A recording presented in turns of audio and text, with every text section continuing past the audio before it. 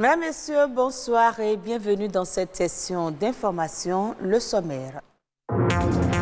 Assemblée générale de l'Ordre national des médecins du Bénin, la possibilité d'avoir une assurance maladie pour les médecins était au cœur de la rencontre. Il s'est agi de réfléchir à rendre meilleure la situation du médecin au Bénin. L'émergence des villes passe par la modernisation d'infrastructures qui permettent à l'économie de prospérer. Les Béninois rêvent d'avoir des villes modernes à l'image des grandes villes de l'Hexagone. Comment y parvenir? On en parle. Chaque jour, les États africains investissent des milliards de francs CFA dans l'importation de produits. Et si l'Afrique réduisait ses importations pour produire et consommer ce qu'elle a produit, c'est un défi à relever.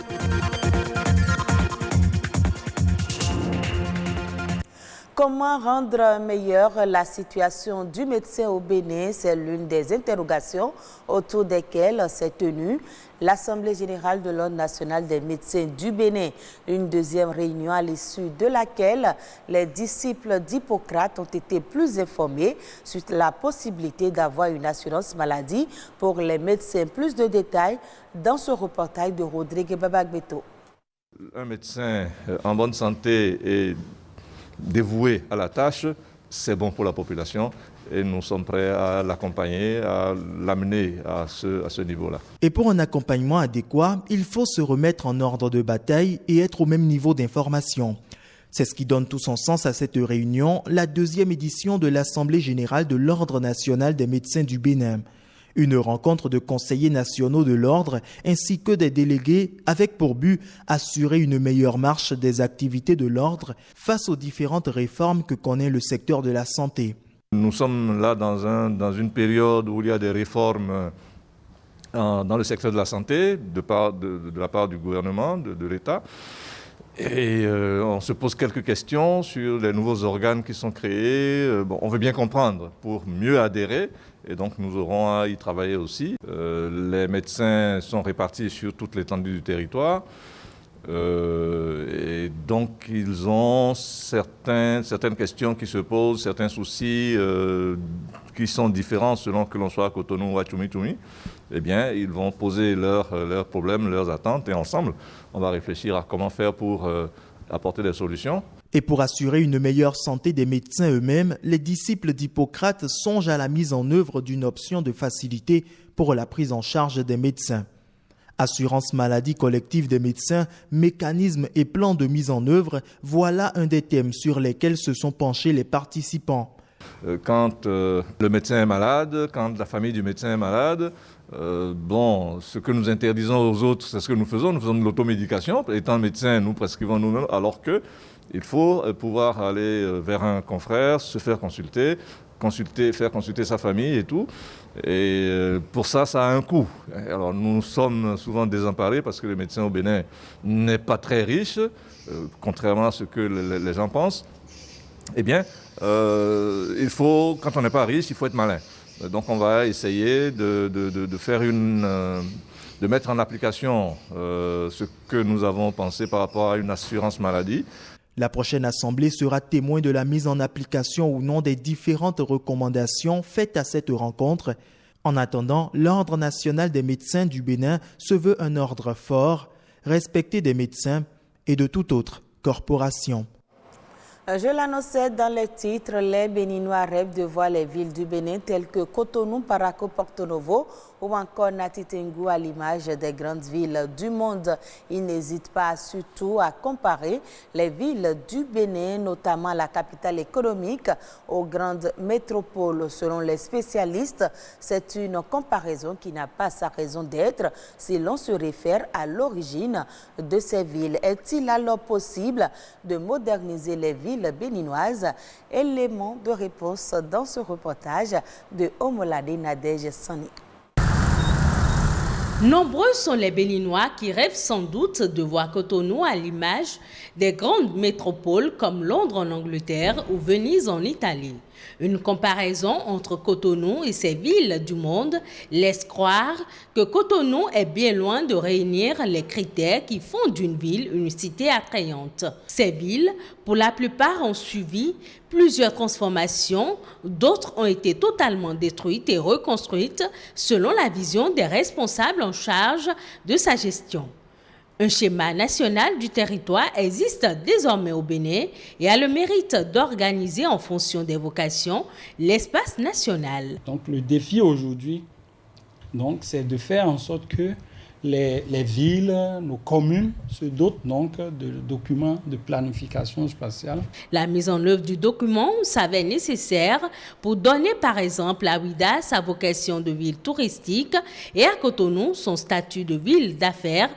Lorsque normalement les gens demandent un permis de construire, c'est le document de planification qui permet de dire oui, ce que vous voulez faire est cohérent avec ce que nous avions prévu. Si ce n'est pas cohérent, on peut vous orienter là où il convient de le faire.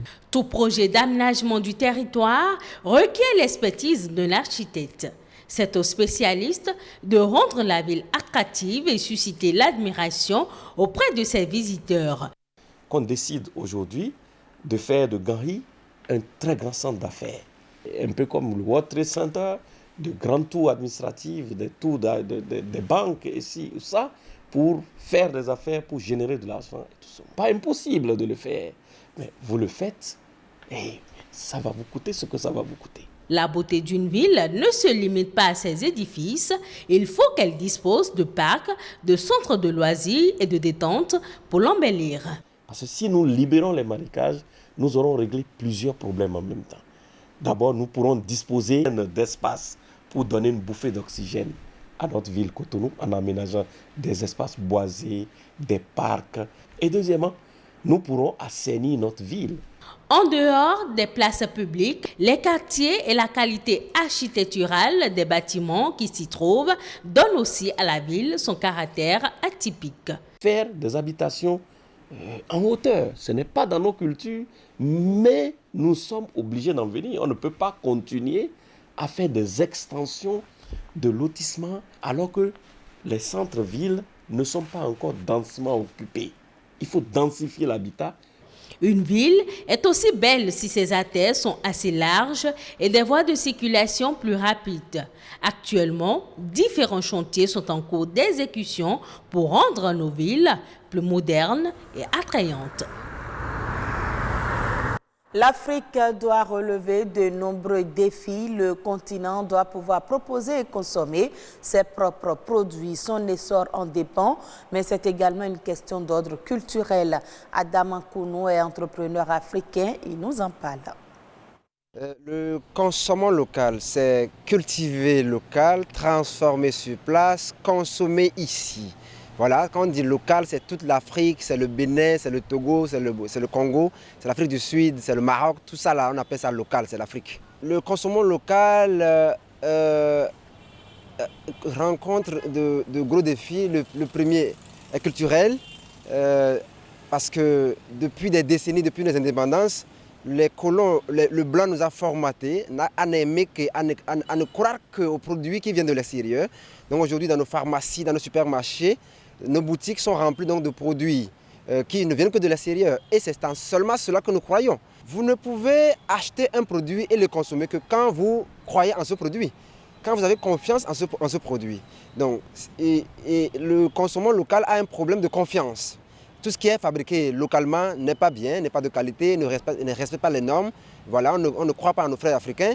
Tout ce qui vient de l'extérieur est européen, est chic, est beau, etc. Donc voilà, c'est le gros problème du consommer local. Et souvent, nous percevons la chose sous l'angle agroalimentaire.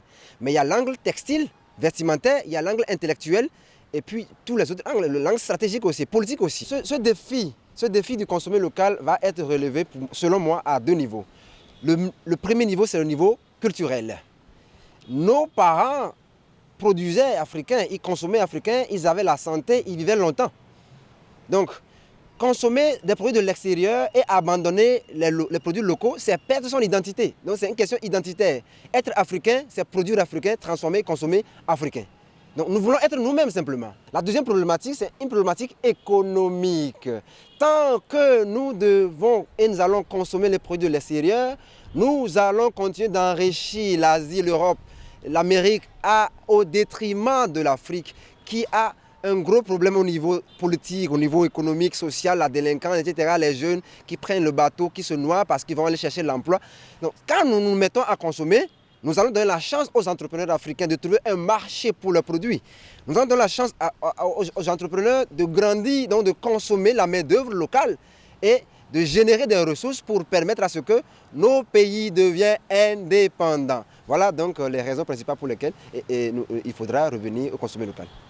Hors du Bénin au Ghana, le prix minimum garanti aux producteurs de cacao devrait s'améliorer pendant la campagne 2020-2021. En effet, d'après Bloomberg, qui cite des sources proches du dossier, le prix de la tonne de cacao connaîtra une hausse de 21% de plus que le tarif en vigueur durant la précédente campagne. Cette hausse de la rémunération aux planteurs tient principalement à l'application par le Conseil du cacao ghanéen du différentiel de revenus décents sur la tonne de cacao depuis l'année dernière. Ce montant annoncé vise à améliorer les conditions de vie des producteurs. L'annonce officielle du prix minimum versé aux exploitants devrait se faire le 1er octobre prochain de manière coordonnée avec les autorités ivoiriennes dans le cadre de la coopération entre les deux pays leaders de la filière. Le Ghana anticipe une récolte de 900 000 tonnes de cacao pour la campagne 2020-2021. Au Cameroun, les écoliers et élèves âgés de 9 ans au moins recevront à partir du 23 septembre 2020 un sérum conçu pour les protéger du cancer du col de l'utérus. Cette campagne concerne plus de 340 000 jeunes filles recensées et prêtes à être vaccinées pour la première phase d'implémentation dans le pays. Reportage. Kone Gaël, âgé de 19 ans, vivant à Kupamatapit dans le Noun, a reçu le vaccin contre le cancer du col de l'utérus en 2014. Elle vient de mettre au monde son premier enfant, preuve véritable que ce vaccin n'empêche pas la jeune fille de procréer, contrairement aux messages de désinformation que l'on observe sur les réseaux sociaux. Le vaccin contre le cancer du col de l'utérus protège les jeunes filles contre ce cancer-là même. Moi, je n'ai pas eu d'effet secondaire. Et aujourd'hui, je suis mère d'un enfant. Comme elle, plus de 18 000 filles issues de 2 cohortes étaient aussi bénéficiaires. J'ai reçu le vaccin en 2014. Je faisais la classe de cours moyenne 2. Et aujourd'hui, je pars en première D. Je n'ai pas ressenti d'effet secondaire. Je me porte bien. Le vaccin est bon pour la santé, surtout pour la femme. Les parents qui étaient réticents au départ ont pu témoigner de la qualité du vaccin. Ce n'est pas un danger, au contraire, c'est plutôt alors ici un acte à permettre à chaque Camerounais d'être en bonne santé. Le vaccin contre le cancer du col de l'utérus fera son entrée dans le programme élargi de vaccination de routine en octobre prochain et sera administré aux jeunes filles de 9 à 13 ans. Merci de nous avoir suivis. Très bonne suite de nos programmes. Retrouvez ce journal sur le site de l'ORTB, www.ortb.bj.